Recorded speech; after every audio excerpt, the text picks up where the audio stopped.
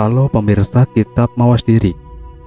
Dalam video kali ini, saya akan membawakan sebuah pembahasan yang berjudul Dinamika Islam di Jawa, Konflik Wali Songo Syekh Siti Jenar di bagian yang ke-8. Dan semoga pembahasan ini dapat menjadi pengetahuan untuk kita semua. Tanpa berlama-lama lagi, langsung saja kita ke pembahasannya. Keduanya telah membuat kesepakatan untuk memegang tahta Majapahit secara bergantian selepas kakak mereka, Batara Prabu Sri Diyarani Suwita, putri Batara Prabu Wikramawardhana dari Permaisuri Dewi Kusuma Wardhani yang memerintah Majapahit pada tahun 1427 hingga 1447, mangkat tanpa meninggalkan seorang putra. Namun pada kenyataannya, perebutan tahta Majapahit pun terjadi, walaupun tidak menimbulkan peperangan yang berdarah-darah. Selepas Batara Prabu Sri Diyarani Suwita wafat pada tahun 1447, tahta diserahkan kepada Raden Kertajaya hingga 1451. Pada tahun 1451, adiknya Raden Kertarajasa Sang Sinagara ganti yang menduduki tahta hingga tahun 1453. Terjadi perebutan selama 3 tahun dan tidak ada satupun yang menjadi Raja Majapahit selama waktu itu. Praktis roda pemerintahan hanya dijalankan oleh Sang Pancaring Wilwatikta, yaitu 5 orang pelaksana tugas-tugas negara yang terdiri dari Rakyat Majapahit, Rakyat Tumenggung, Rakyat Demung, Rakyat Rangga, dan Rakyat Kanuruhan. Hingga pada tahun 1456, putra Raden Kertawijaya, Raden Girisya Wardhana Diya Surya Wikrama, disepakati untuk memegang tahta hingga tahun 1466. Seharusnya giliran keturunan Raden Kertarajasa yang kini mengambil alih, namun diam-diam tanpa kesepakatan terlebih dulu, Raden Girisya Wardhana Diya Surya Wikrama mengangkat anaknya Bre Pandan Salastika menjadi raja.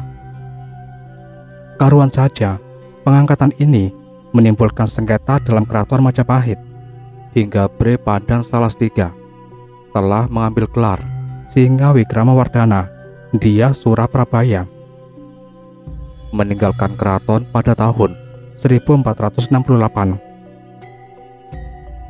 Praktis hanya 2 tahun dia memerintah Majapahit. Tidak ada satupun yang dia bisa kerjakan selama itu. Dan lagi-lagi, bukannya tahta jatuh kepada keturunan dari Raden Kertarajasa, kini putra sulung Bre Pandan Salastika, Raden Wijaya Kusuma, kakak kandung dari Raden Ranawijaya, menampilkan dirinya sebagai Raja Majapahit secara sepihak. Dia mengambil gelaran Singawardhana, pemerintah selama 6 tahun.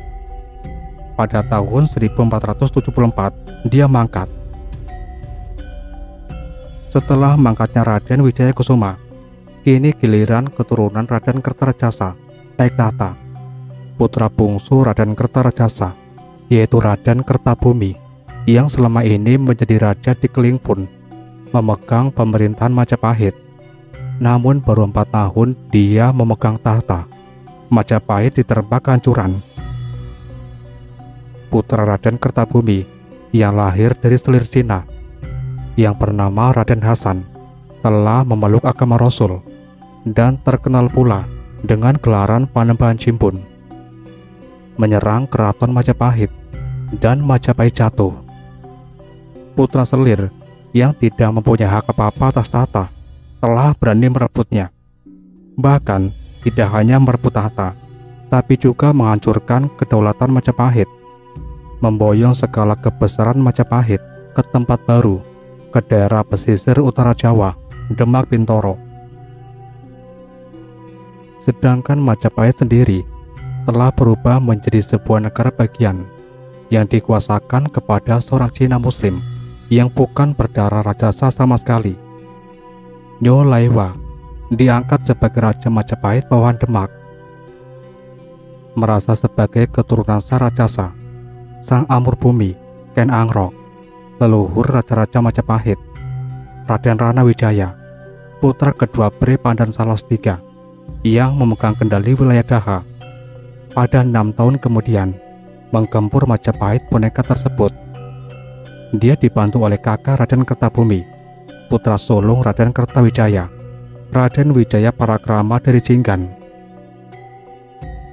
Peperangan yang dahsyat, Raden Wijaya Parakrama gugur dalam medan laga. Namun pada akhirnya, Majapahit berhasil direbut kembali. Raja Majapahit boneka, Nyolaiwa, tewas dalam penyerangan tersebut. Demak tidak berkutik, Demak tidak mampu mempertahankan Majapahit. Dan Raden Rana Wijaya kini menampilkan dirinya sebagai Raja Majapahit dengan gelaran Sri Wilwatika Jenggala Kediri Prabunata.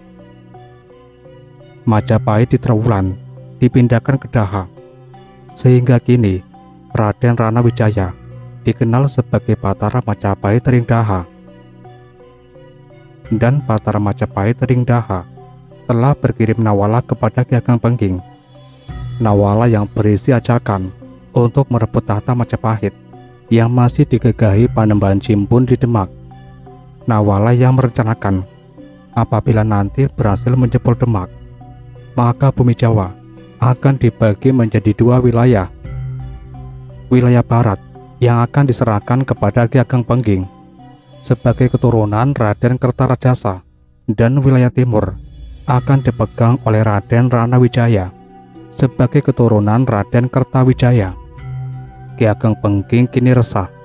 Pengging tidak seperti dulu.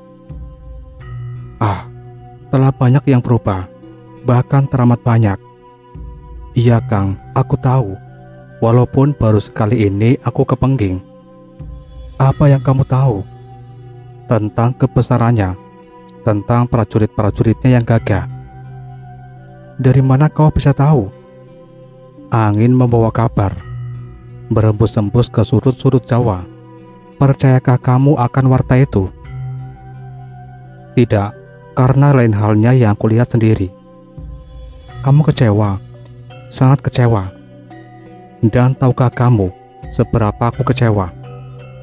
Lebih lagi, dan memang sepatutnya Kakang kecewa, karena pernah menyaksikan kebesaran Pengging, kebesaran yang sekarang musnah. Ya, tubuh disandarkan kembali ke batang pohon, tubuh Panji Tukaran. Dan adakah kiranya prasangkaku ini juga menjadi prasangka Pukulun Ring Daha? Ya, begitulah Kang.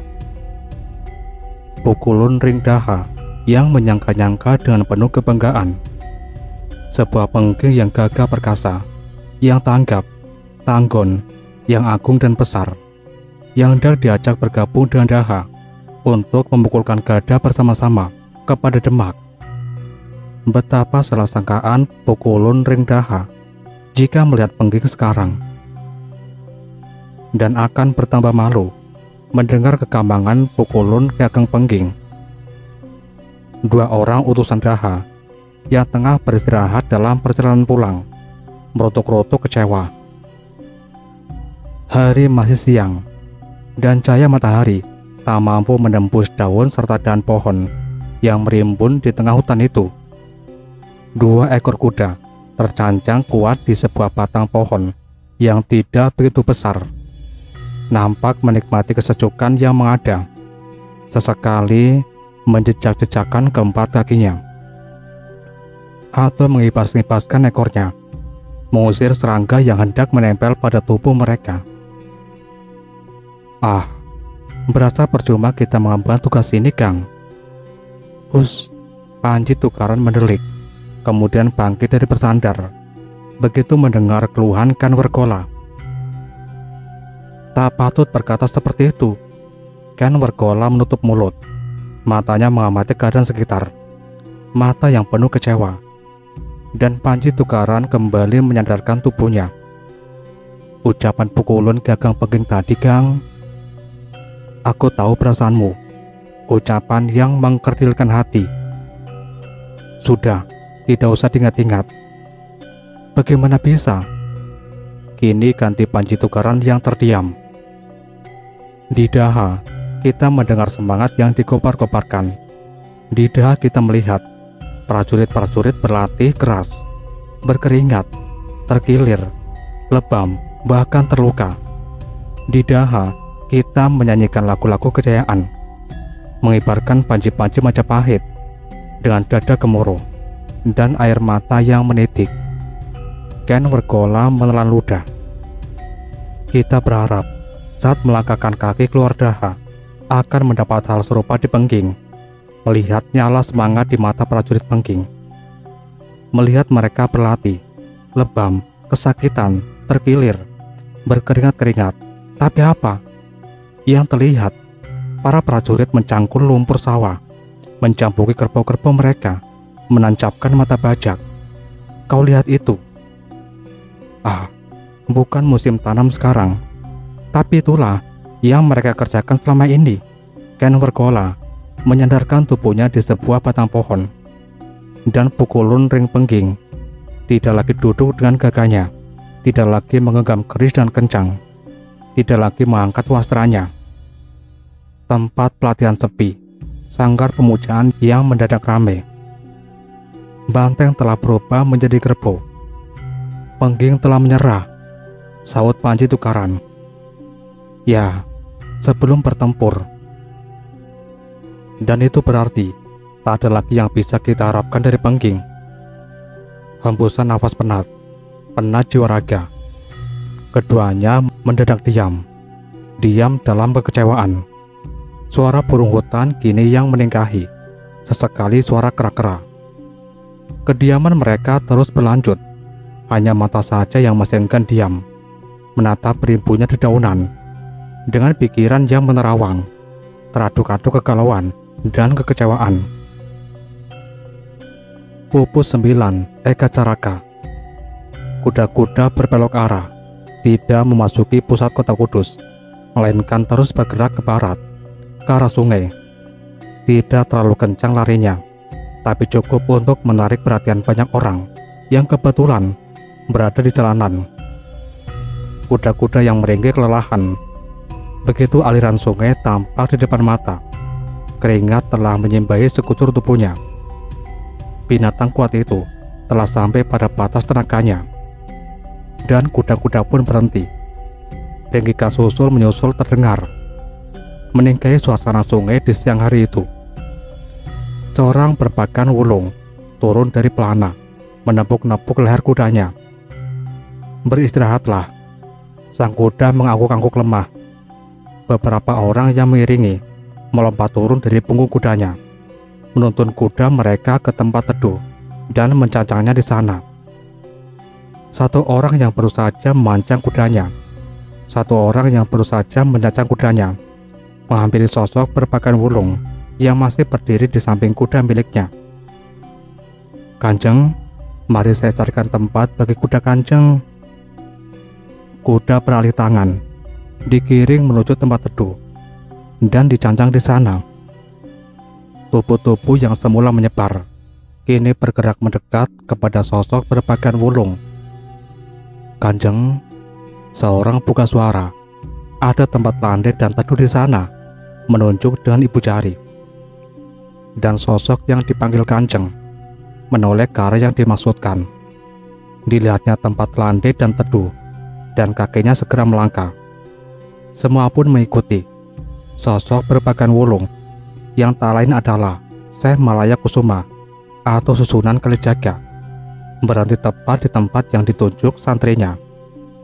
Seorang santri sekatan membuka buntalan, mengambil selembar kain, menggelarnya di atas tanah, dan segera mempersilahkan Susunan Kalijaga duduk. Susunan Kalijaga segera duduk bersila menghadap ke arah sungai. Semilir angin yang berembus mencancang uap air, menerpa tubuh-tubuh yang tengah duduk. Terasa sejuk menyegarkan. Tali simpul ikat kepala hitam yang melingkar di kepala Sunan Kalijaga ikut berkibaran. Mata sosok yang sangat disegani umat Islam di seantero Jawa itu menyipit, memperhatikan air aliran sungai, memperhatikan aliran air yang terus bergerak, sambung menyambung, yang bermuara ke lautan lepas di pesisir sana. Di atas, awan-awan tipis bergelayut manja, berarakan dalam gumpalan kurus, bergerak pelan dan malas, bagi kura-kura yang merangkak-rangkak tanpa tenaga. Apakah sudah masuk waktu duhur? Suara berat menyergap gendang telinga. Segera bersambut jawab, "Singgih Kanjeng, singgih." Susunan Kalijaga bangkit berdiri, bergerak menuju pinggiran sungai. Laki-laki yang lain-lain mengikuti, berjongkok meraup air dengan kedua belah tangan, membasuh wajah, mengguyur kedua lengan, mengusap ujung rambut, membasahi kuping, telinga, dan terakhir mencelupkan kedua telapak kaki bergantian sebatas tulang kering. Semua kembali menjauhi pinggiran sungai. Beberapa menyebar, mengambil pelepah-pelepah pisang dan meletakkannya di atas tanah secara berjajaran. Tepat di belakang sosok susunan Kalijaga yang sudah berdiri mengangkat takbir, dan sholat zuhur berjamaah dilaksanakan di pinggiran sungai yang membelah kota Kudus itu. Baru saja usai sholat dilaksanakan, ada seorang berpakaian hitam-hitam mendekat dengan ragu-ragu, dan begitu sosok itu bertemu wajah dengan Sunan Kalijaga, sontak dia mempercepat langkahnya yang semula ragu, langkah yang lebih mantap dan yakin. Begitu sudah berada dekat dengan tubuh Sunan Kalijaga, sosok itu segera bersujud dan mencium kaki sang Sunan. "Kanjeng Sunan," tertelan suara itu di kerongkongan. Semua santri mengenali sosok itu, teman muda mereka, sesama anak murid Sunan Kalijaga. "Saya Jangkung, belum pergi juga kamu dari tanah Kudus? Hamba menunggu Kanjeng. Toh kedatanganku juga hendak mengusirmu dari tanah ini. Lillahi ta'ala, ikhlas hati hamba." Diam, suara aliran sungai meningkahi. "Sudah puas bermain-main? Hamba berasa penat kau urat pipimu karena puas tertawa. Hamba sudah senangkah mempermainkan sang senopati? Hamba bangkit." Saya Jangkung mengangkat tubuh. Kini dia duduk bersila sembari menundukkan kepala. "Kini, apakah dirimu memilih segera kusir atau aku murkai dulu?" "Murka Kanjeng saya harapkan dulu." Susunan Kalijaga tersenyum kecil. "Sudah baguskah kelakuanmu? Hamba sungguh tidak patut. Kamu sadar akan ucapanmu?" "Sesadar saya melihat 5 jemari tangan hamba." Susunan Kalijaga mau ngangguk.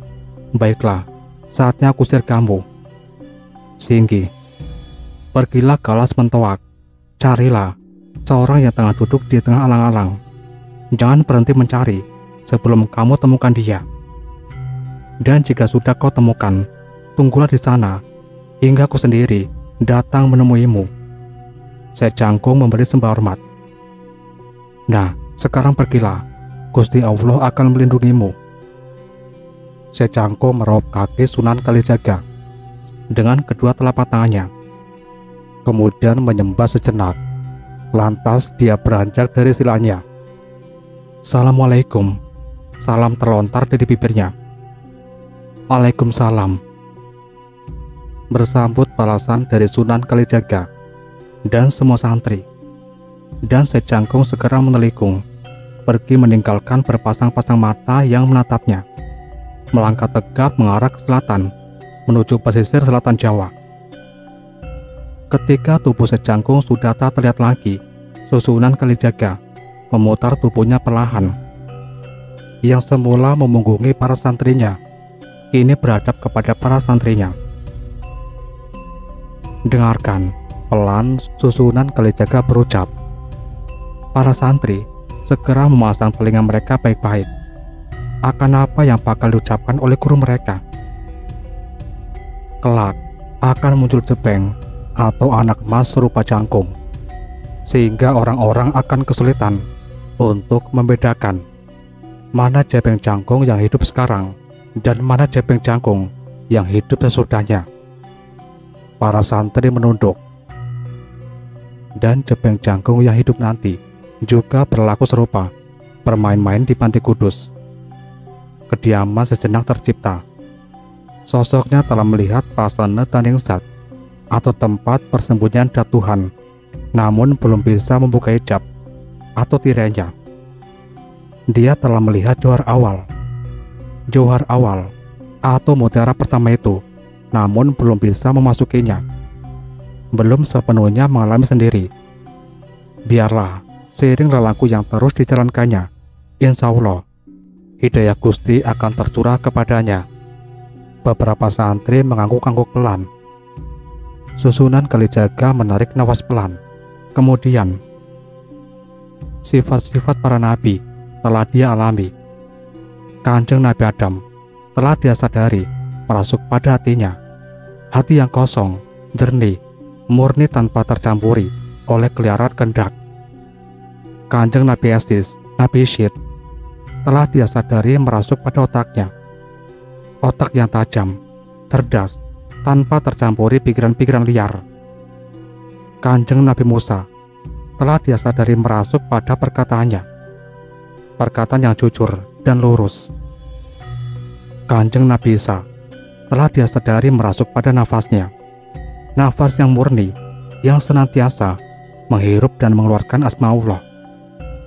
Kanjeng Nabi Yakub telah disadarinya merasuk pada pendengarannya, pendengaran yang seimbang, tidak tergoyahkan oleh pujian maupun cacian.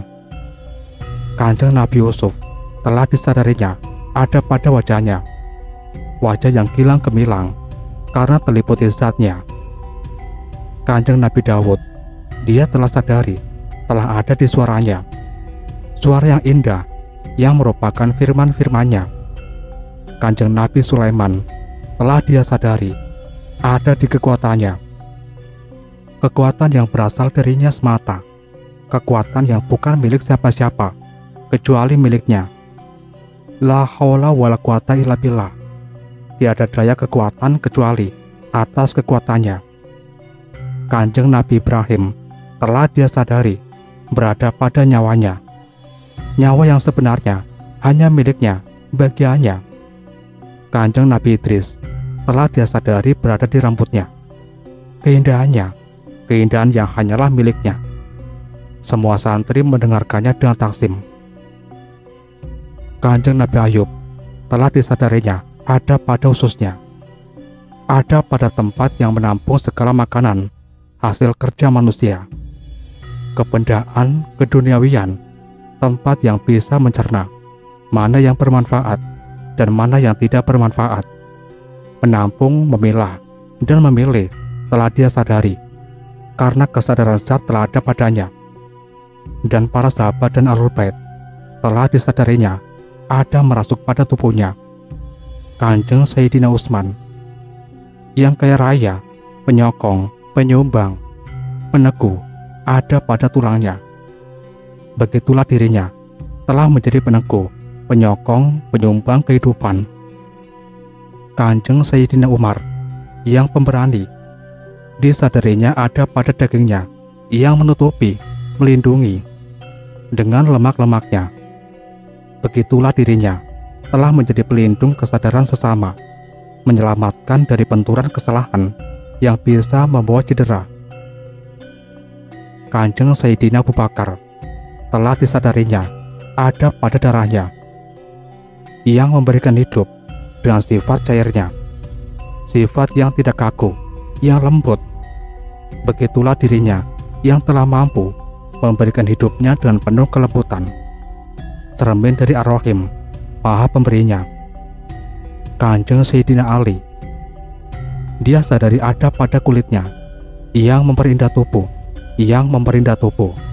menutupi daging dan tulang, menampilkan kecantikan dan kesempurnaan. Begitulah dirinya yang telah mampu menjadi cerminan Al-Jamal, Maha Cantik, dan Al-Kamal, maha sempurnanya. Sedangkan Sayyidatina Fatimah disadarinya ada pada sumsum tulangnya, memberikan peneguh dari dalam tanpa terlihat, sebagaimana Sayyidatina Fatimah terhadap Sayyidina Ali suaminya. Begitulah dirinya yang telah mampu memberikan cerminan al-batin. Dan Sayyidatina Aminah disadari pada gerak tubuhnya yang membuat semua bisa beraktivitas dengan penuh keteraturan. Keteraturan hanya bisa terjadi jika ada kelembutan dan ketegasan di sana. Kelembutan dan ketegasan yang tiada mendampak berada di belakang, seperti halnya diri Sayyidatina Aminah terhadap Kanjeng Nabi Muhammad. Itulah kelembutan dan ketegasan af'alullah. Begitu dirinya yang telah menyadari segala-galanya, tiada lain adalah af'al, perbuatannya. Susunan Kalijaga menyapukan pandangannya ke arah anak muridnya.